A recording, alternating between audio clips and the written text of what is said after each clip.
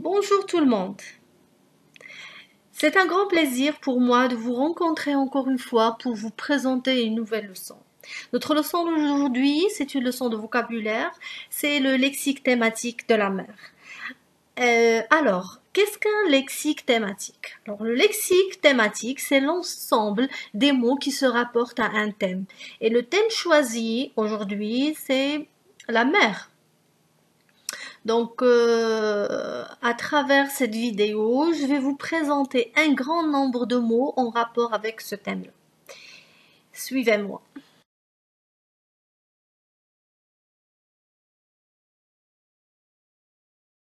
Regardez l'image. On voit le galet.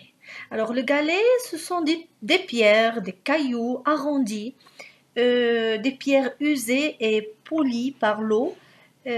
On les trouve sur le bord de la mer.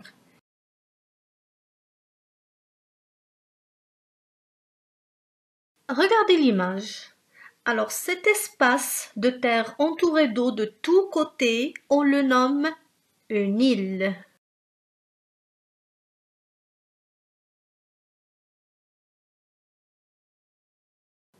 Une anse.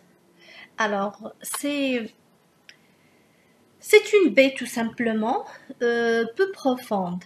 Alors la baie c'est une portion de mer entre deux caps. Et on doit différencier bien sûr les golfes des baies ou bien des anses parce que les golfes sont des baies de grande dimension, tandis qu'une anse c'est une baie de petite dimension.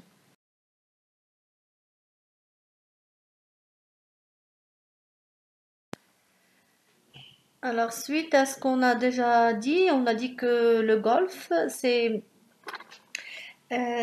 une baie de grande dimension et regardez l'image, vous avez ici plusieurs pays et on voit bien sûr une vaste avancée de la mer à l'intérieur des terres. Regardez, c'est plus grand que la baie ou bien l'anse.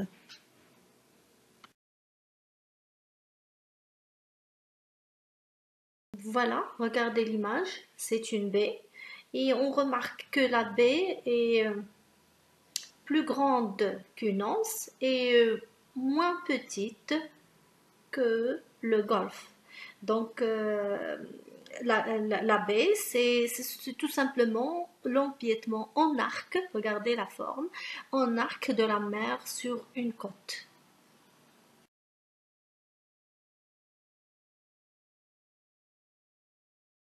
La jetée. Alors, la jetée, c'est une sorte de chaussée qui s'avance dans la mer pour permettre au bateau d'accoster. Et l'image vous montre exactement qu'est-ce qu'une jetée.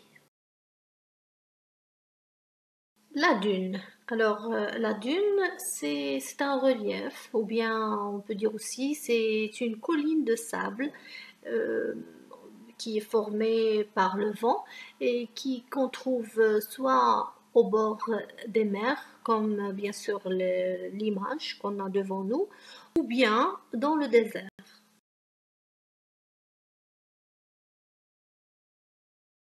Un rivage. Alors, sur les deux images, on a le rivage, c'est-à-dire une bande de terrain qui borde et limite une étendue d'eau. Nous voyons sur la première image un rivage de sable et la deuxième représente un rivage rocheux. Alors, le rivage, bien sûr, c'est tout simplement le bord ou bien la côte ou tout simplement la plage. Alors, la falaise, regardez l'image. Ah, donc, la falaise, on peut dire que c'est une paroi assez élevée, bien sûr une paroi rocheuse, descendant à la verticale dans la mer. Donc regardez, une paroi à très forte pente. Alors là, on a deux images. La première image représente bien sûr des écueils et la deuxième, une crique. Alors pour la première image, alors on peut dire que ce sont des petites îles, si on veut dire, rocheuses, regardez bien, des rochers tout simplement, et les écueils représentent un danger pour la navigation.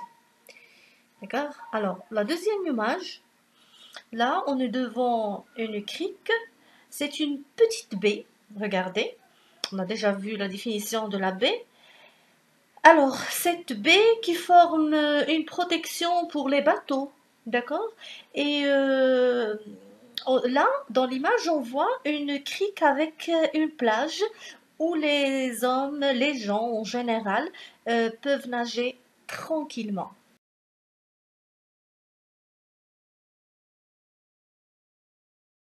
Accoster, c'est un verbe du premier groupe. Et accoster, on voit bien sûr l'image, ça veut dire s'approcher et se mettre bord à bord avec un quai. Soit bord à bord avec un quai ou bien bord à bord avec un autre bateau.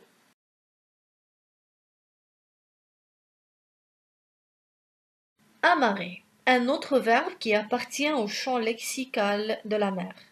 Alors amarrer, on voit clairement dans les deux images que amarrer, ça veut dire lier ou bien retenir ou tout simplement attacher. D'autres verbes qui appartiennent au champ lexical de la mer, c'est embarquer et débarquer. Alors pour embarquer, c'est tout simplement monter. Monter à bord, regardez l'image, et parfois même on peut dire embarquer, ça veut dire charger un navire. On dit embarquer des marchandises et aussi embarquer des personnes. Et pour le deuxième verbe, débarquer, c'est le contraire tout simplement, c'est quitter et descendre d'un navire.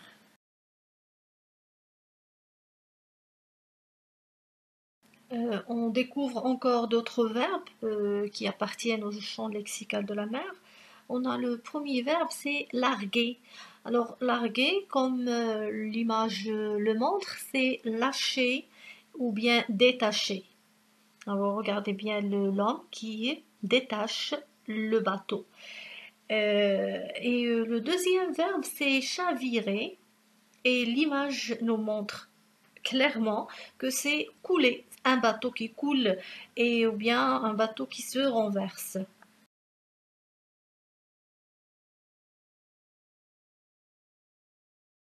On termine notre lexique thématique. Alors là, on voit le chalutier. Et le chalutier, c'est tout simplement un bateau. Mais un bateau, bien un navire de pêche qui tire un chalut. Alors, qu'est-ce qu'un chalut? C'est tout simplement un filet de pêche. Regardez, c'est un bateau pour pêcher tout simplement.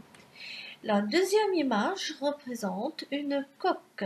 Alors, une coque, ce mot a plusieurs sens, mais dans le lexique thématique de la mer, la coque, c'est le revêtement extérieur d'un bateau, c'est-à-dire ce qui sert à recouvrir une surface.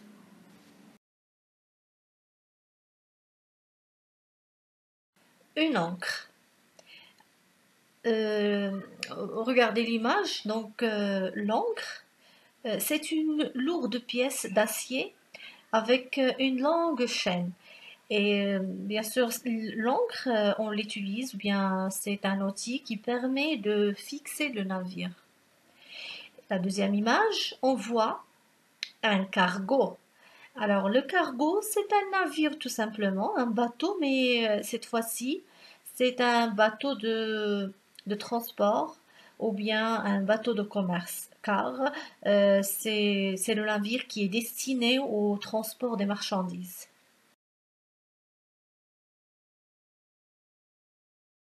Alors, on va découvrir un autre genre de bateau, c'est le paquebot.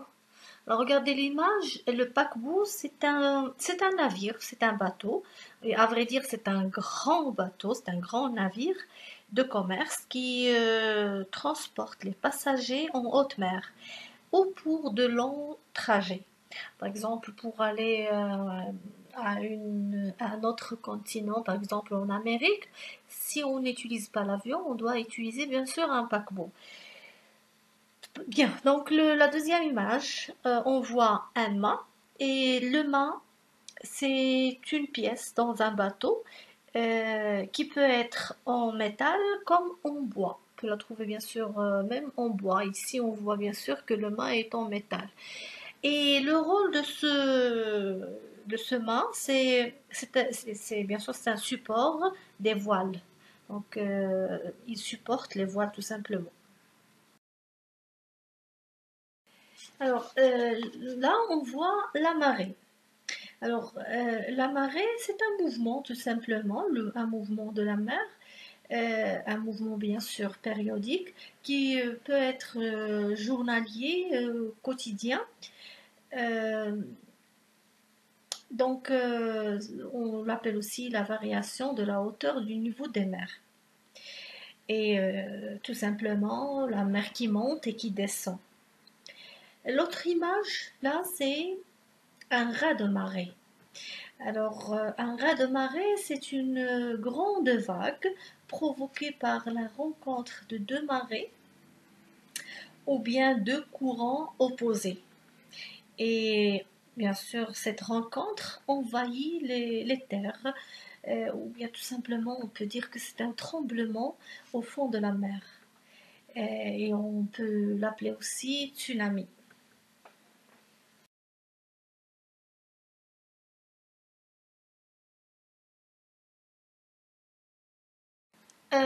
Regardez, ce sont des vaguelettes. Alors les vaguelettes, bien sûr, ce sont des vagues, ou bien un petit mouvement de l'eau, euh, tout simplement des petites vagues à la surface de l'eau.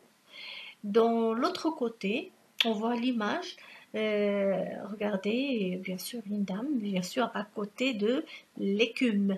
Alors l'écume, c'est la mousse, une mousse blanchâtre qui est formée par les vagues.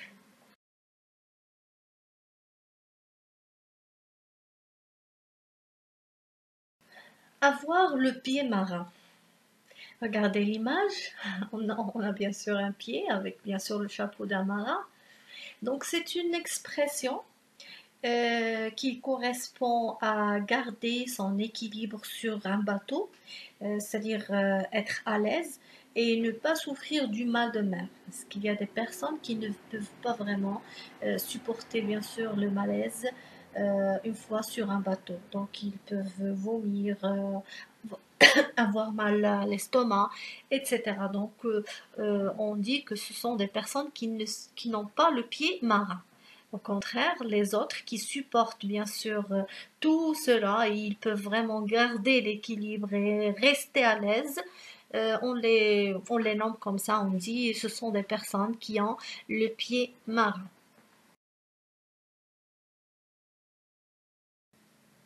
Une autre expression qui a bien sûr un rapport avec la mer, on dit un loup de mer.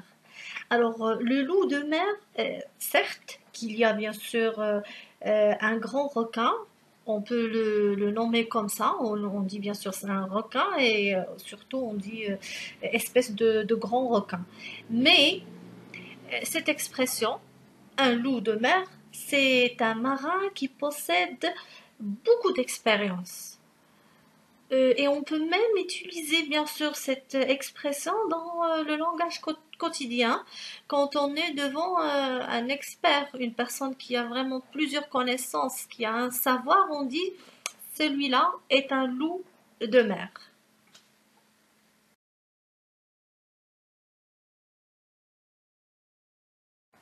Une autre expression, on dit ce n'est pas la mer à boire. Regardez l'homme avec la paille qui est en train de boire l'eau de la terre. C'est rigolo, mais c'est une expression qu'on utilise quand il y a une personne qui doit faire un travail ou bien une tâche, mais on voit qu'il est vraiment découragé et il ne veut pas vraiment la terminer. Et on utilise cette expression dans le sens que ce n'est pas comme si tu avais toute la mer à boire. Cette expression montre que ce n'est pas grave, c'est facile. Il faut seulement essayer pour réaliser bien sûr ce travail et pour atteindre le but. C'est la fin de notre vidéo. Bien sûr, je n'ai pas tout donné parce que le lexique thématique de la mer est très très riche, mais peut-être il y aurait une deuxième partie de cette leçon de vocabulaire. En attendant, je vous souhaite bonnes vacances et aussi bon courage. Au revoir.